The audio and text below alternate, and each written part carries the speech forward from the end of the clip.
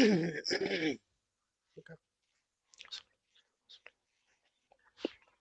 7 month a 7 month old girl is brought to the physician because of 3-day history of fever and cough. She was born at term. Following an uncomplicated delivery, she was treated with acute otitis media. 5 months ago, she takes no medications. Immunizations are up to date. She appears ill.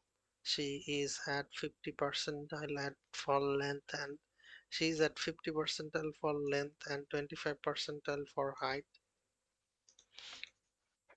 Temperature is 101. Pulse is 140 per minute. Respiration is 80 per minute. Blood pressure is 90 by 60 millimeter of mercury. Pulse oximetry on the room here shows oxygen saturation 80%. Several zero point 0.5 to 1.5 centimeter mobile lymph nodes are palpated in the anterior cervical chain, axilla, and groin. Examination shows plaques on the buccal mucosa. Diffuse crackles are heard bilaterally. The spleen tip is palpated 2 centimeter below the left costal margin. Lab studies show leukocyte count 10,500, segmented neutrophil 66%, lymphocyte 30%, monocyte 4%. Bronchoalveolar lavage show pneumocystis cerevisiae. Which of the following is the most likely diagnosis?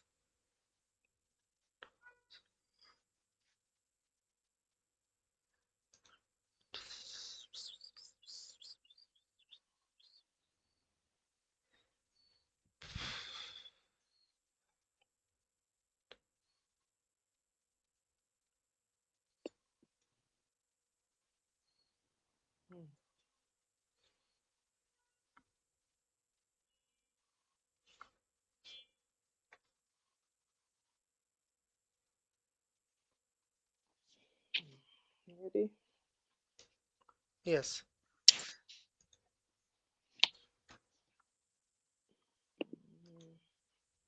It's HIV infection. HIV infection acquired via vertical transmission in perinatal periods, the most likely diagnosis in the patient with oral flash, diffuse lymphadenopathy, splenomegaly, cystis pneumonia. HIV transmission may occur at any time during gestation, but it's most commonly acquired at around the time of delivery and in the immediate postpartum period when children are breastfeeding. Transmission is uncommon if the mom is taking antiretroviral therapy and has low HIV viral load. As a result of universal screening for HIV in most developed countries, the incidence of pediatric HIV has decreased. Although this is not true around the world, most patients present within the first few months of birth with recurrent pneumonia and or opportunistic infections. AIDS-defining illness in children are numerous, but include pneumocystis jirovecii pneumonias in this patient. Initial evaluation should include measurement of HIV viral load with concomitant testing for mutation. While this patient should receive treatment for pneumocystis and thrush, she should also be started on antiretroviral once HIV infection is confirmed. It is not SCID. Describes syndrome of failed BNT T lymphocyte activity leading to impaired cellular immunity. This commonly occurs as a result of adenosine deaminase deficiency and presents with recurrent viral, bacterial, and fungal infections starting around the time of birth. Okay. Okay. Okay, next. Next. A previously healthy 16-year-old girl is brought to the physician by her parents one day after she fainted during soccer practice. Her teammates said that she fell to the ground while running and appeared to be unconscious. Approximately 15 seconds, no abnormal movements were noted. There is no history of syncope, palpitation, murmurs. Her parents are concerned because of maternal cousin died suddenly at the age of 22 years of unknown cause. The patient is alert and oriented. Her vitals are within normal limit. Examination shows no abnormality. Which of the following is the most appropriate next step?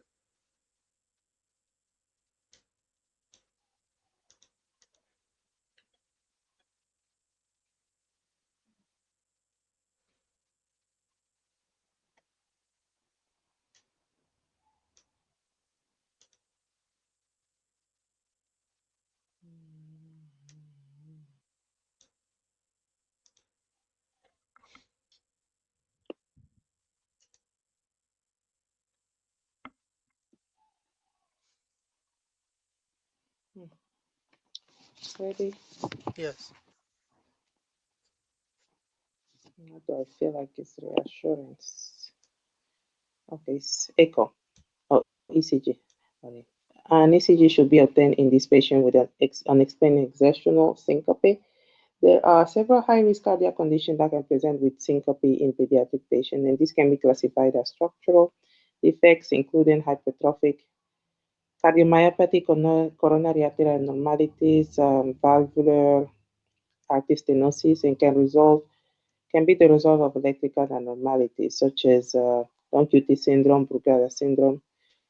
Evaluation with ECG is mandatory in all patients with unexplained syncope. Of this, hypertrophic cardiomyopathy is one of the more common causes of syncope. It is generally inherited in autosomal dominant. Partially may be cause of death in patient cousin.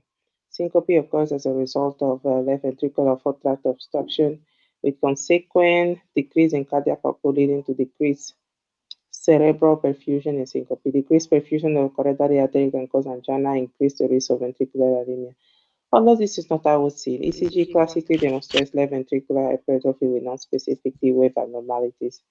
Deep, narrow, symmetric Q waves may also, yeah. Echo should be subsequently performed to evaluate for underlying cardiac abnormalities, which will allow for the assessment of the degree of left ventricular fourth tract obstruction if present. It is not reassurance is an appropriate patient with unexplained exertion or syncope at a high risk of sudden cardiac death. ECG is a low-cost and non-invasive means of assessing for underlying cardiac defects and should be performed as soon as possible. It's not EEG is not necessary as this patient syncope episode was not associated with classic seizure-like activity. Often seizures that result in syncope are preceded by aura. Um, Patients are typically confused on awakening, which is known as ictal stage. The patient history, yeah. Convulsions can also be seen during syncope. Okay, next. a previously healthy 16-year-old girl is brought to the emergency department by friends after they found her unresponsive at party. There is no history of trauma. Temperature is 37 degrees Celsius, pulse is 80 per minute, temperature 37, pulse is 80 per minute, respiration 6 per minute, blood pressure 95 by 55 millimeter of mercury. Physical examination shows constricted pupil, the abdomen is slightly distended, bowel sounds are decreased. Neurologic examination shows diminished gag reflex. Neurologic examination shows diminished gag reflex and generalized hypertonia.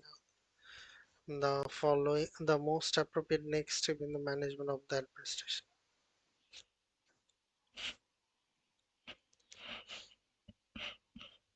Ready?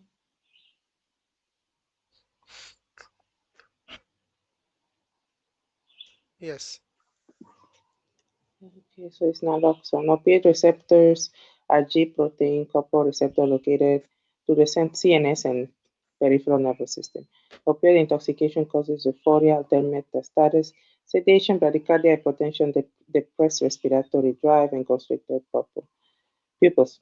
Meiosis is a distinct infantile that is less common in intoxication with other CNS depressants and is caused by direct opioid receptor activity in the brain areas responsible for pupillary control. Opioids also act on receptors within the enteric nervous system, decreasing gut motility and causing constipation. Opioid overdoses are characterized by respiratory depression and presenting as a decreased respiratory rate, apnea or hypoxia. Naproxen is a short-acting opioid receptor antagonist that reverses the respiratory depression caused by opioid overdose and should be administered emergently to patients presenting with respiratory depression in the setting of potential opioid overdose.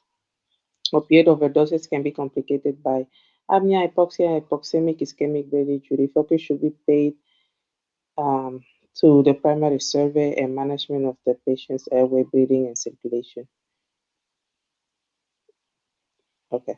Patients should also be constantly ventilated with non-invasive NPPV, such as back valve mask while antidote is administered. Any failure of the patient to respond to antidote or any further decompensation or airway compromise should emergency intubation and mechanical ventilation is not the saline will be unlikely to be beneficial in this patient as it will not reverse the opioid toxicity. Administration of saline may be helpful as an adjunct for patients who may be dehydrated in the setting of substance abuse, but it will not be the initial step in management. Okay, next.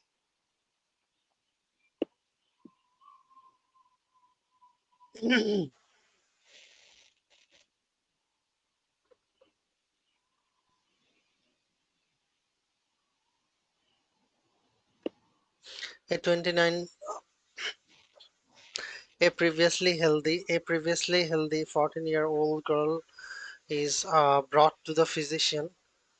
A previously healthy old girl is brought to the physician because of 6-week history of right knee pain. She plays volleyball for her school and the pain is worse after jumping and the running. There is no history of trauma. She appears well. Examination shows a tender right knee. There is crepitance with flexion. There is crepitance with flexion. Which of the following is the most likely diagnosis? Six,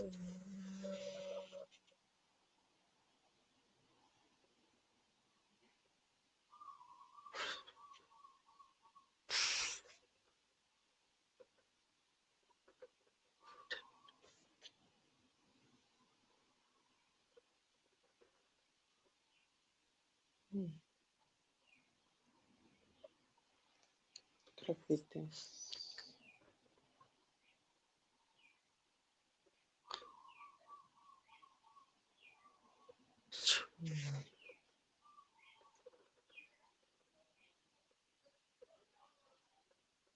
Hmm,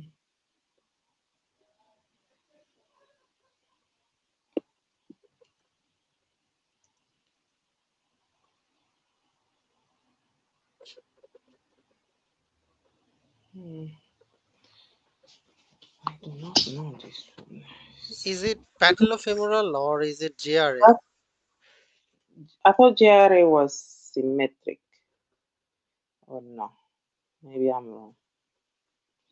Um, maybe. And then patellofemoral, I feel like it will be patellofemoral is low. Patellofemoral, oh, it's high. I feel like they will specifically say that the and what would they be crepitance in the patellofemoral? I don't know. I feel like it's GRA. Makes sense. She said for 6 weeks, but there's no fever. Yeah, maybe it's GRA probably. Okay, let's check. Oh, you are patellofemoral. You're right. Patellofemoral instability is a common cause of anterior knee, which is caused by anatomical defect leading to excessive movement of the patella. Um, okay, anatomical defect. Okay. It is exacerbated by overuse and activities that put weight on flex knee, such as running or jumping. On exam, passive movement of the patella demonstrates increased sliding of the patella in either the lateral axis or superior inferior axis. The patella may also be tended to palpation. The mainstay of treatment for patellar instability is activity modification and physical therapy. The goal of physical therapy is to strengthen the surrounding muscles and recruit stability of the patella from the muscles, as well as improve the position and balance of the limb overall. NSAIDs may also be prescribed for use as needed. It's not, where was I? GRA is systemic juvenile idiopathic arthritis characterized by fever, arthritis, and um, evanescent salmon color rash and lymphadenopathy. Okay, has lymphadenopathy. And it's not, where was I again? Transient synovitis is a non-infectious arthropathy that presents with joint pain, often the hip, frequently following viral infection in a child. It's unlikely in this adolescent athlete whose knee pain is chronic and related to activity. Patellofemoral instability. So patellofemoral instability is not the same as the patellofemoral, the tendon rupture. It's not the same. Okay. Next, a 1-day-old 1400-gram newborn has tachypnea, expiratory grunting, flaring, tachypnea, expiratory grunting, flaring of the ala nasal, peripheral edema. He is cyanotic while breathing, room air, sodium 138, chloride 100, potassium 4.2, bicarbonate 14, BUN 12, urine pH is 6.2, protein is 1, RBC is 0 to 1, high powerful WBC is 0 to 1, ABG is 7.17, PCO2 is 50, and PO2 is low, 40. Which of the following is the most likely cause of the acid-base disease? Is it respiratory acidosis? Mhm.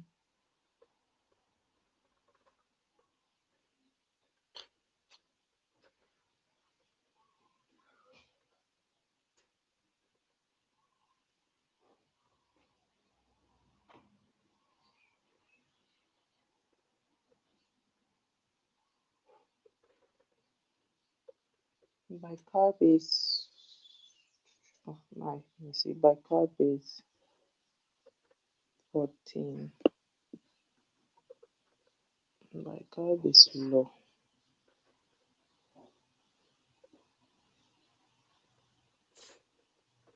Mm.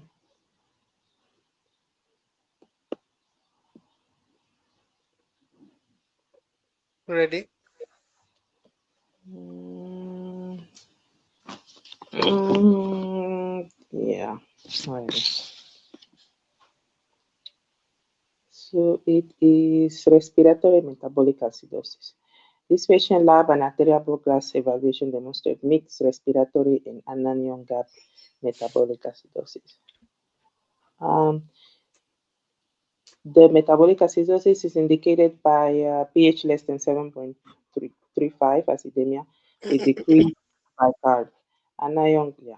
Calculate and measure. In this case, the anion gap is 24, so increase. Cause of anion gap metabolic acidosis include ingestion of methanol, propylene glycol, salicylates, ethylene glycol, along with urea decay, is an acid use, and lactic acidosis. In this case, a lactic acidosis secondary to inadequate perfusion of organs and forced anaerobic metabolism is likely the cause of metabolic acidosis as a result of hypoxemia. It's functioning correctly, the respiratory system compensates for the acidosis by increasing minute ventilation, which eliminates CO2 and acid. This results in a decreased PCO2 and an increased pH to approximate normal range. This patient increased PCO2 suggests that respiratory compensation is not only inadequate, but there is also concomitant respiratory acidosis. The Winter formula is used to determine the range of PCO2 if compensation is adequate. Ugh, never remember that one. 1.5 times bicarb plus 8 plus 8 minus 2. plus minus 2. Winter's formula, yes. In this case, the range of PCO2 is, if adequately compensated, will be 27 to 31. The measure PCO2 is 50. Outside this range indicates accumulation of PCO2 in addition to organic anions. Okay,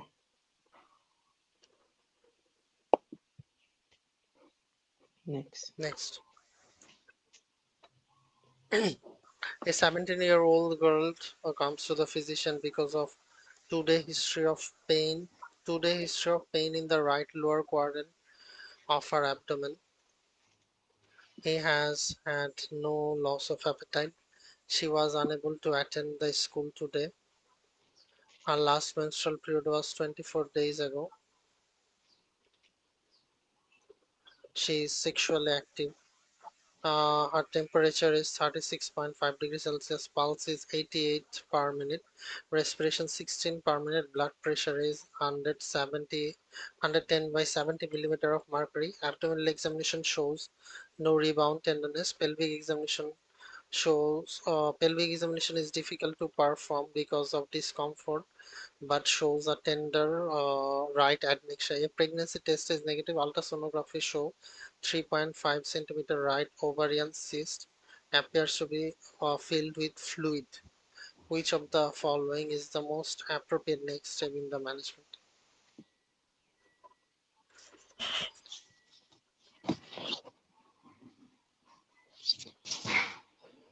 Ready?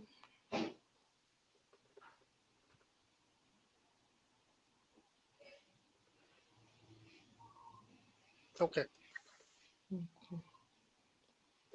So it is. Oh, I've done that. So it's observation.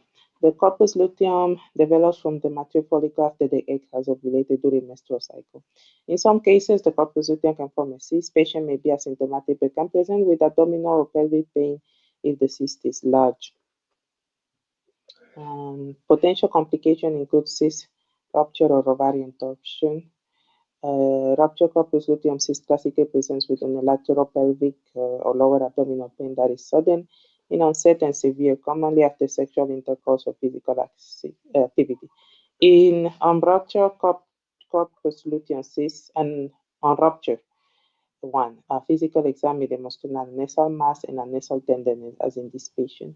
A pelvic ultrasound will disclose a cystic mass or free fluid in the pelvis if the cyst has ruptured. Um, Pelvic mass, okay. Which may include hemorrhagic components, hemoperitoneum. Corpus luteum cysts are typically managed with observation and supportive therapy. It's not C diagnostic laparoscopy will be an appropriate step in management of ruptured ectopic pregnancy, which commonly presents with vaginal bleeding, abdominal pain, or peritonitis. A positive pregnancy test and hemodynamic instability when severe. This patient last menstrual period was 24 days ago, making an ectopic pregnancy. Less likely, diagnostic laparoscopy will also be indicated for ovarian torsion if the patient cyst grew or cause persistent problems. Okay, next. next. A 2-year-old girl is brought to the emergency department 30 minutes after a syncopal episode. At the time of the episode, she turned blue around the mouth while having a temper tantrum. She then fell down, become unresponsive. Her extremities become rigid and shock and then become slim. After a few seconds, she resumed normal activity. She currently is alert, active, and well hydrated. Temperature is 37.1, pulse 110 per minute, respiration 22 per minute, blood pressure 94 by 52. Lungs are clear to auscultation A grade 1 by 6. Ejection systolic murmur is heard at the lower left lower sternal border with no gallops or rubs. The cranial nerves are intact. Muscle tone is normal. Deep tendon reflex is 2 plus bilaterally. Which of the following is the most likely cause of this patient's syncopal episode?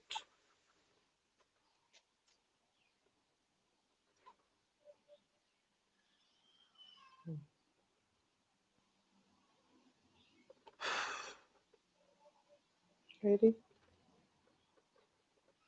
1 minute. Okay.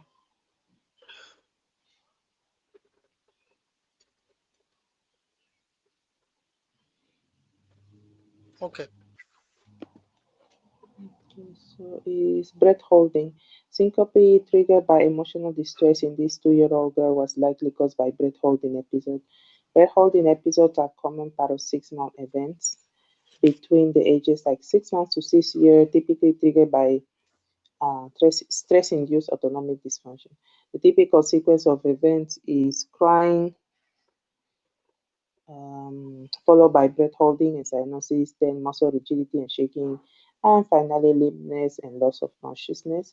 Episodes may recur daily. Physicians should assess patients for iron deficiency anemia, which is commonly associated with breath holding episodes, and treat with supplemental iron if deficient. Breath holding episodes typically remit spontaneously. It is not atonic seizures are generalized seizure that cause a sudden loss of muscle tone and consciousness. Stress-related triggers and cyanosis are more consistent with breath holdings episodes than seizures. Okay. In ambiguous cases, seizures should be ruled out using EEG. Okay. Okay. Next. A 6-year-old boy is brought to the emergency department 10 minutes after a firecracker accident. He has pain and tearing of the right eye. The right eye appears normal blood. Both pupils are equally round and accommodated to light. His visual acuity is 20 by 20. Ocular movements are full. Which of the following is the most likely cause of this patient's eye pain?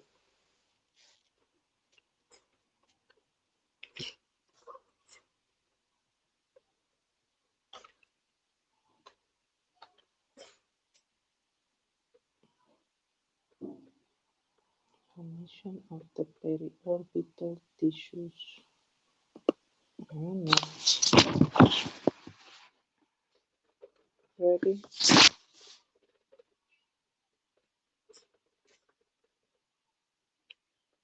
Okay. Okay. So it's loss of corneal epithelium. Loss of corneal epithelium describes the pathogenesis of corneal abrasion. Sustained in this example from debris scattered into the eye from a firecracker explosion. Corneal abrasion is classically presents with pain, conjunctival injection, tearing, and foreign body sensation. Visual acuity may be diminished, and blurred vision may be reported if the abrasion involves the visual axis. If abrasion is large enough, it may be grossly visible as a discontinuity in the surface of the cornea. But if it cannot be clearly visualized, the use of fluorescein stain and bath white or slit lamp may be required to detect the epithelial defect, which will be visible as an area of concentrated fluorescein stain, often in a linear or geometric pattern. Treatment includes irrigation to clear any residual debris, analgesia, and prophylactic ophthalmic antibiotic ointment to prevent superimposed infection. It is not inflammation of periorbital tissue. Describe pathology of periorbital cellulitis, which presents with redness, pain, and induration of the eyelids or adjacent skin. The globe itself is not affected. Okay.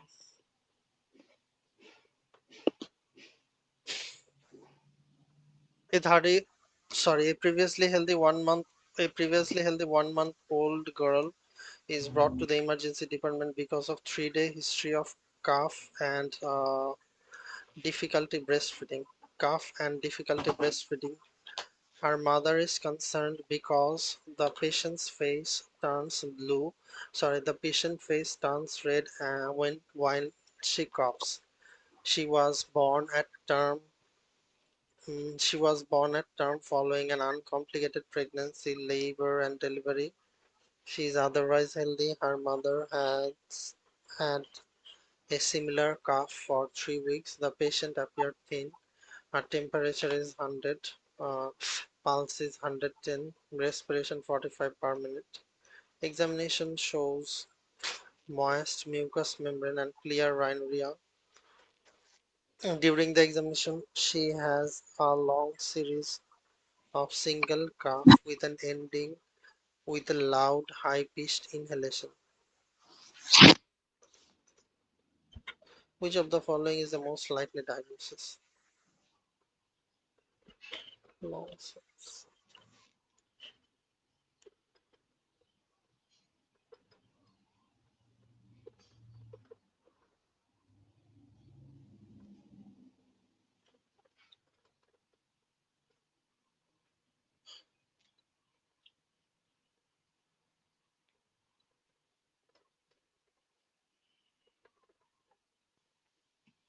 Ready? Sorry.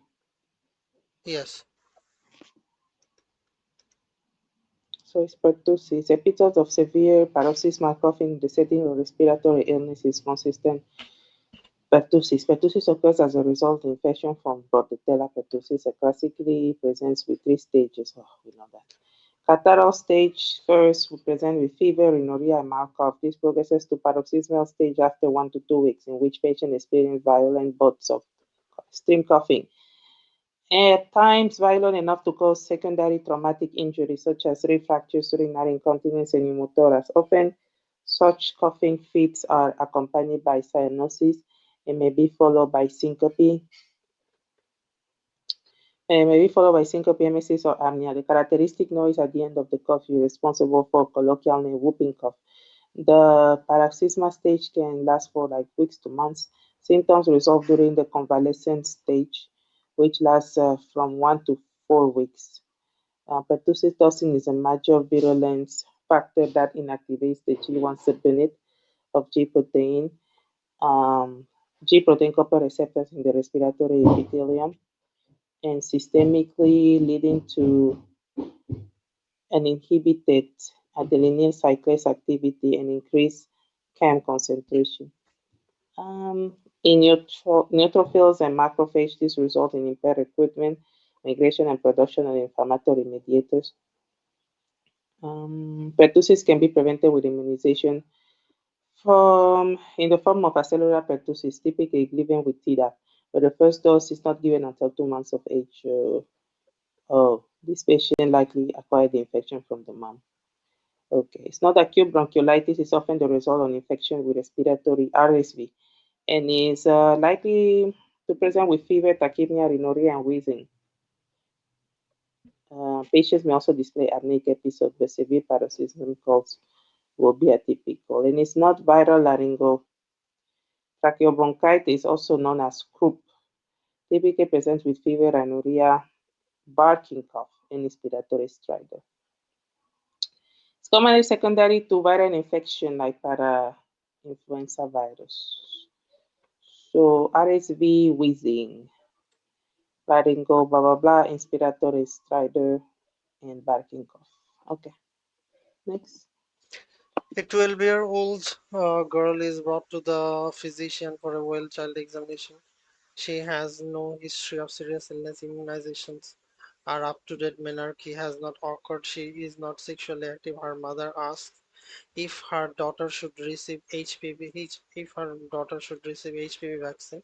She is reluctant to give permission to administer the vaccine if her daughter is not at risk for infection. She is reluctant to give permission to administer vaccine if her daughter is not at risk of infection. The patient and her mother should be advised that which of the following appropriate timing for the patient to receive HPV vaccine.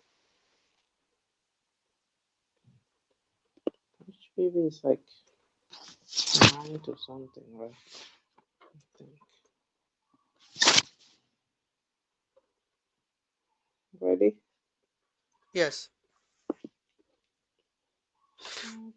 Within the next year, because about 80% of people with the infect will be infected with HPV in their lifetime. The HPV vaccine should be given to all patients. The vaccine should be administered at ages 11 to 12 years old, since the immune response is most robust before the teenage years, and the onset of sexual activity may occur during the teenage years.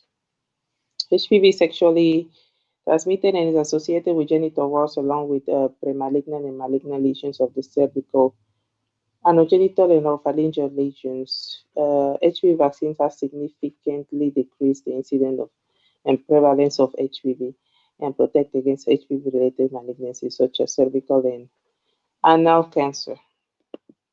Next. Okay.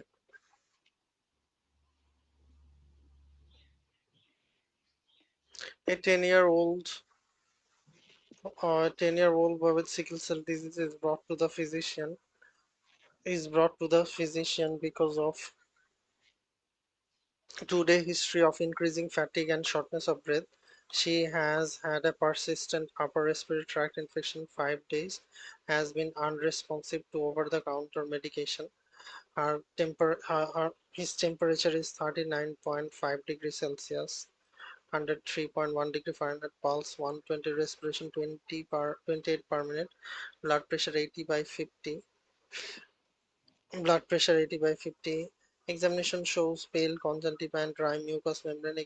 Cardiac examination shows an active precordium, a grade 3 by 6 ejection systolic murmur heard at the left sternal border.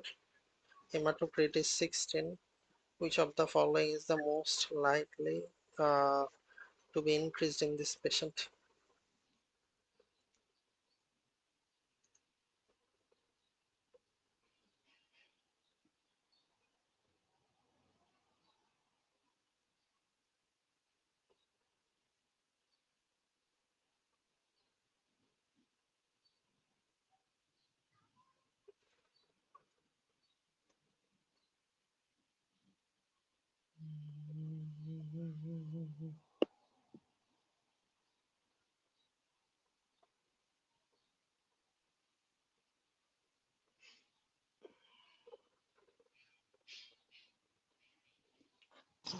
Ready?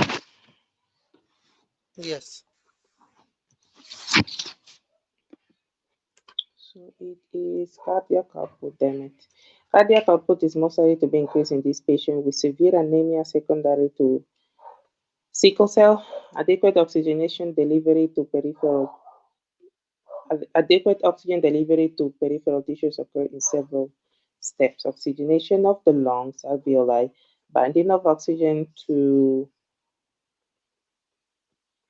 hemoglobin in red blood cells, and delivery of oxygenated red blood cells to peripheral tissue with an adequate cardiac output.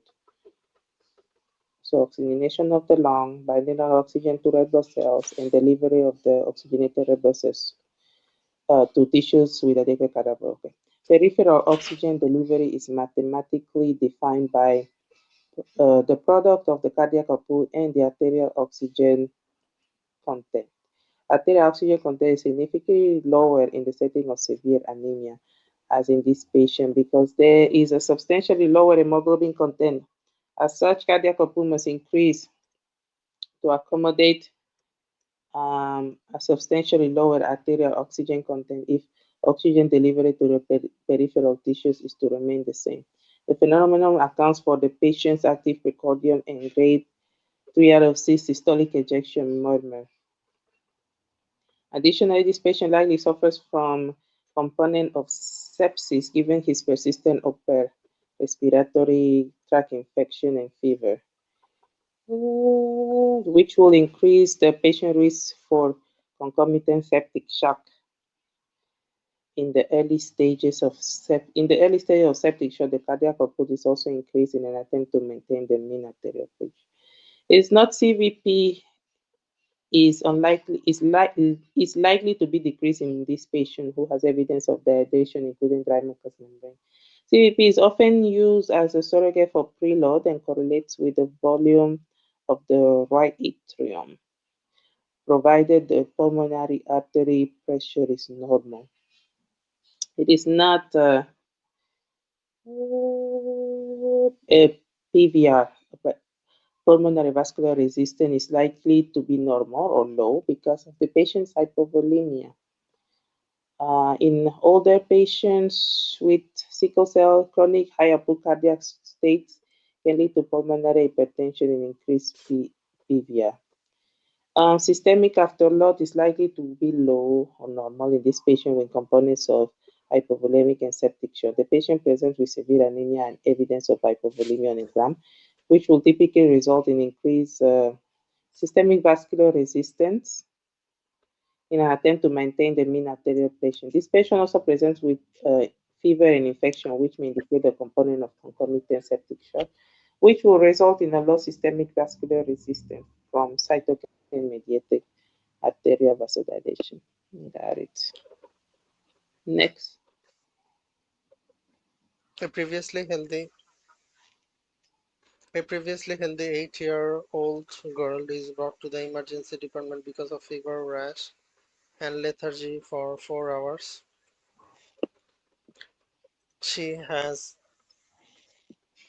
she has had one previous episodes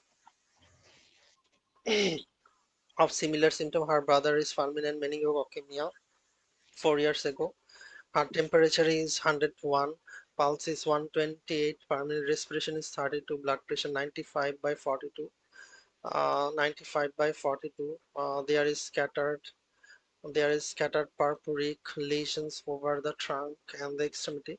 The capillary refill time is 4 seconds. Which of the following is the most likely cause?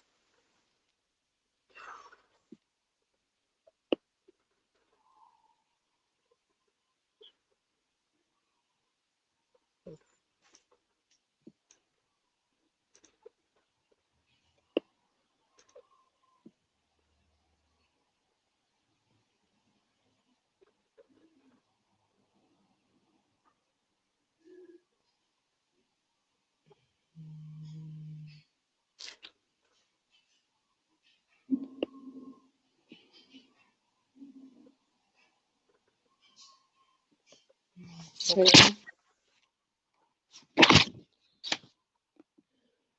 Okay, so is complement system immunodeficiency? Complement system immunodeficiency is the most likely diagnosis in this patient with meningococcemia. Late component complement deficiency C5 to C9 is a common finding in patients who have recurrent infections with Neisseria and increased susceptibility to this pathogen through failure to form the membrane, the MAC.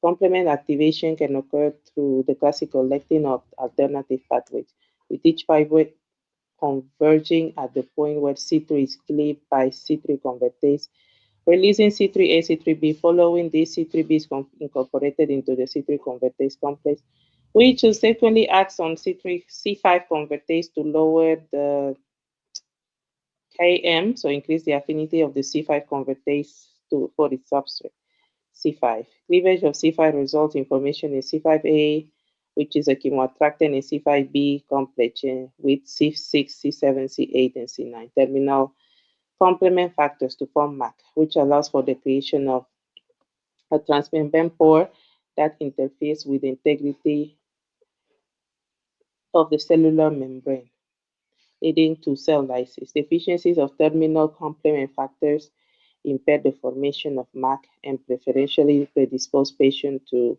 infection with Neisseria.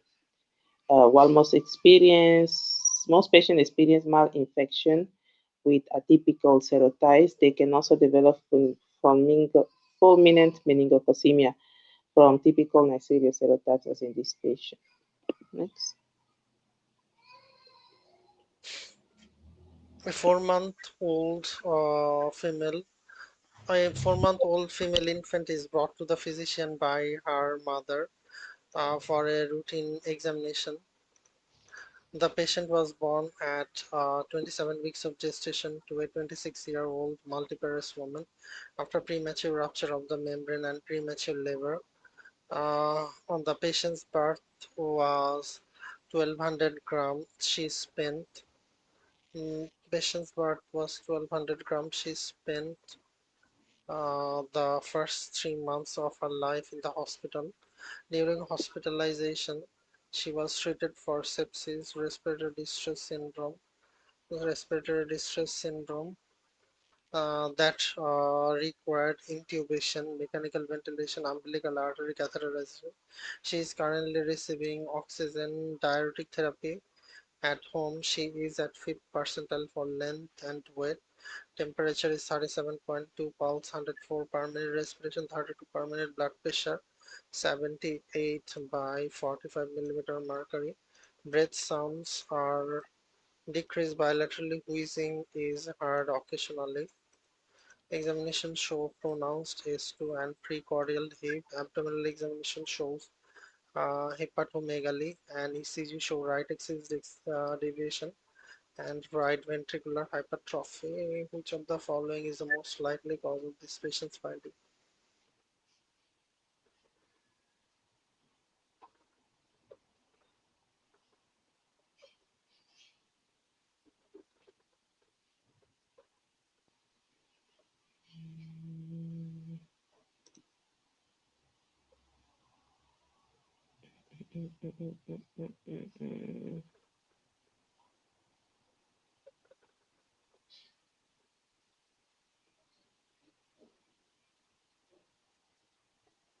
Peripheral pulmonary stenosis.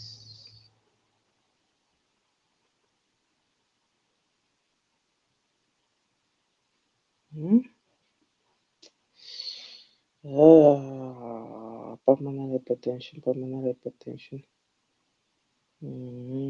Does she have edema? No. Intubation, intubation. Mm, Precordial if. Okay, I don't know. Ready? Yes. So, is pulmonary hypertension. Pulmonary hypertension is a potential complication of chronic pulmonary disease caused by the response of the pulmonary vascular to inflammation, hypoxia, pathologic remodeling. This infant has a history of respiratory distress syndrome requiring intubation and chemical ventilation and continues to have decreased breath sounds and wheezing.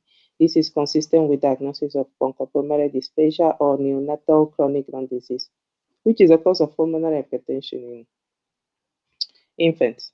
As the pulmonary circulation is usually low pressure system, the right ventricle is not equipped to pump against such increased pressures.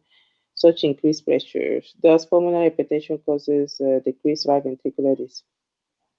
secondary right ventricular dysfunction and cor pulmonale. Cor pulmonale is manifested by findings of right axis deviation and right ventricular hypertrophy on ECG and checks X-ray with peripheral edema, hepatomegaly, signs of right-sided heart failure. The enlarged right ventricle is associated with a precordial heave on exam and pronounced S2, given the increased pressure of the pulmonary system impacting the closure dynamics of the pulmonic valve. It is not, see, peripheral pulmonary stenosis or and pulmonary outlet obstruction are potential causes of pulmonary hypertension and increased right-sided heart pressure. In this case, the patient history is more consistent with bronchopulmonary dysplasia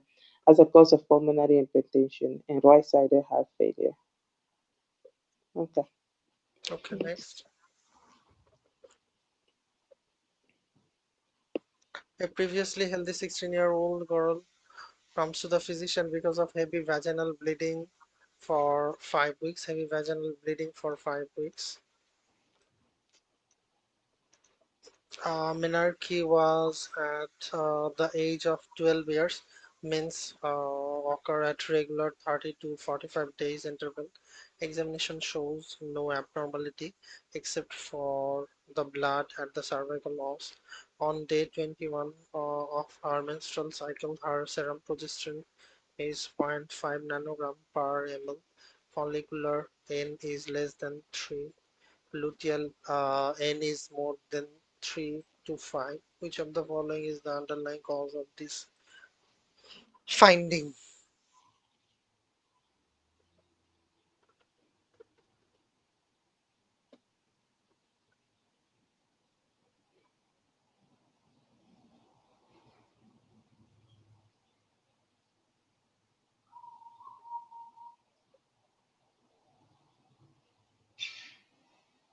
Mm, mm.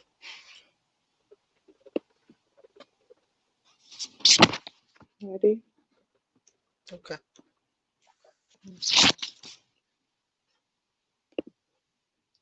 So it's an ovulation. The first half of the menstrual cycle, the follicular phase, begins with menses and varies in length. During menses, FSH, LH uh, concentrations increase and stimulate the developing follicle. The follicle produces estrogen, which leads to proliferation of the endometrium in preparation for implantation of fertilized ovum. As estrogen rises, a surge occurs, which in turn stimulates the surge in LH that causes ovulation. Immediately following ovulation, the luteal phase begins. As the corpus luteum first, the corpus luteum secretes progesterone to maintain the endometrial lining, which begins the secretory phase of the endometrium. However, if no implantation occurs, the corpus luteum degrades to corpus albicans and estrogen and progesterone concentration decrease, causing menstruation and minor increases in FSH/LH. On day 21 of this patient's cycle, she will be expected to be in the luteal phase of the menstrual cycle, at which time the corpus luteum should be secreting progesterone. As this patient has a lower than normal progesterone concentration, it's unlikely that ovulation has occurred. And ovulatory cycles can lead to heavy menstrual periods, as estrogen is still being secreted by developing follicles to cause endometrial proliferation. The progesterone concentration are too low to maintain the endometrium. It's not gonadal dysgenesis Turner syndrome is a common cause of primary amenorrhea, which is yeah, it's not. Other signs show blah blah blah. Yeah. Pituitary tumors such as prolactinoma can cause menstrual irregularities. However, they are more commonly associated with amenorrhea, dysmenorrhagia, and also may present with galactorrhea. A pituitary tumor will be less likely to cause heavy menstrual bleeding. It's not one Willebrand disease, autosomal dominant inherited bleeding. Disorder caused by the decrease or dysfunctional von Willebrand factor typically presents with epistaxis, ecchymosis, or menorrhagia. However, it is an inherited disorder. It will have likely been appearing with prior menses. Okay. Okay. A 9-year-old boy with chronic renal failure is brought to the physician for follow-up 2 days after he began enalapril therapy for hypertension. He feels well. His temperature is 37 degrees Celsius. Pulse is 92 per minute. Respiration is 18 per minute. Blood pressure is 130 by 70. Cardiac examination shows normal S1 and S2. No murmurs are heard. There is no peripheral edema. Serum study shows sodium 141 before treatment and after treatment 136, potassium 4.5 before treatment and 5.4 is after treatment, chloride 102 and before treatment and after is 100, bicarbonate 18 before and 17 after, BUN 55 before, 57 after, creatinine 3.1 before, 3.1 after. Which of the following is the most likely cause of the patient's hyperkalemia?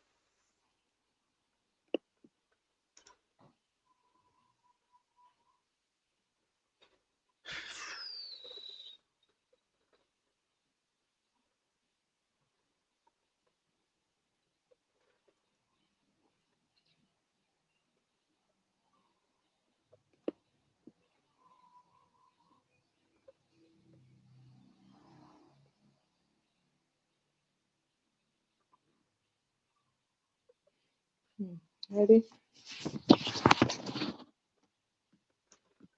Yes. Okay, so it is suppression of aldosterone. Enalapril, which is a ACE inhibitor. ACE inhibitors are first-line treatment for hypertension since they block the conversion of angiotensin 1 to angiotensin 2, which has direct vasoconstrictive effects and promotes salt and water retention. Additionally, inhibition of angiotensin production has the secondary effect of suppression of aldosterone production. Aldosterone is responsible for the retention of sodium and excretion of potassium, and its suppression may lead to hyperkalemia. Other important potential side effect of NC inhibitor is cough and angioedema. What was I confused about? It not causes primary adrenal insufficiency such as Addison disease or congenital adrenal hyperplasia can produce hyperkalemia through the insufficient production of aldosterone. This patient onset of symptoms shortly after ACE inhibitor started is more suggestive of it. Okay, next. Okay.